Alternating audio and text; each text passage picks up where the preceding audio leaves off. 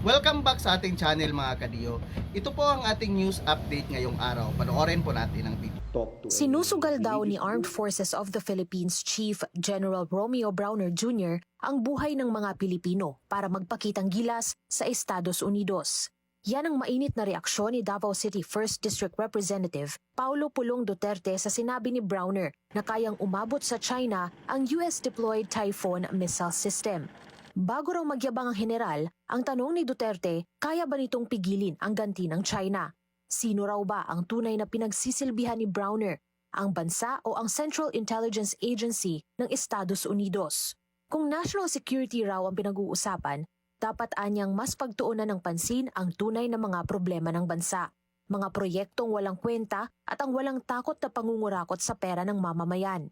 Kung hindi raw kaya ni Browner na proteksyonan ang publiko mula sa nakaunipormeng mga magnanakaw, hindi raw nito maaaring ituro kung paano dapat na depensahan ang bayan. At sa huli, tinawag pa nitong trigger-happy ang general. Sinagot naman ito ni Philippine Coast Guard for the West Philippine Sea spokesperson Commodore J. Tariela. Anya, bit-bit daw ng mga patutsada ni Duterte ang ligasiya ng pamilya sa pagsisilbi sa bayan. Ang pagpapaniwala sa mga Pilipino na mali ang pagtayo laban sa bullying ng China dahil alam daw ng buong bansa kung gaano katahimik ang pamilya Duterte sa mga insidente ng harassment sa West Philippine Sea. Hindi raw pagyayabang ang sinabi ni General Browner tungkol sa missiles at pawang katotohanan ito. Wala raw pinatatama ang bansa sa naging pahayag ng opisyal at pinaninindigan daw nito ang isang malayang Indo-Pacific. Tinawag din ni Tariela na deflection ang binanggit ni Duterte tungkol sa CIA na pag-iiwas sa tunay na mga isyung kinakaharap ng mga Pilipino sa WPS gaya ng water cannon attacks, panghaharang sa mga mangingisda sa Baho de Masinloc at militarisasyon ng China sa karagatang dating pinagsasaluhan.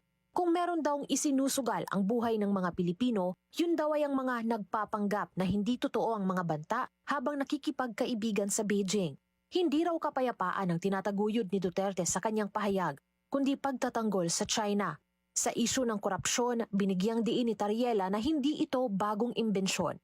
Lumala pa nga raw ito noong COVID-19 pandemic na tumama sa administrasyon ni former President Rodrigo Duterte, ama ng mambabatas na naungkat ng nooy Senate Blue Ribbon Committee bilang Farmally scam. Hindi raw sila trigger-happy dahil malinaw ang kanilang defense posture, kapayapaan at pagpapalakas ng soberanya sa pamamagitan ng pagkakaisa. Ang kailangan daw ng Pilipinas, mga leader na nagtutulungan at hindi nagtutulak ng pro-China narratives. Sa huli, binalik niya ang tanong ni Duterte, sino raw ba talaga ang pinagsisilbihan nito? Ito lang po ang ating news update ngayon mga kadiyo, and please comment down below kung ano ang masasabi nyo sa video na ito, and please pag-support naman ang ating Facebook page para magpatuloy pa tayo sa paggawa ng bagong news update. Maraming salamat po at magandang araw.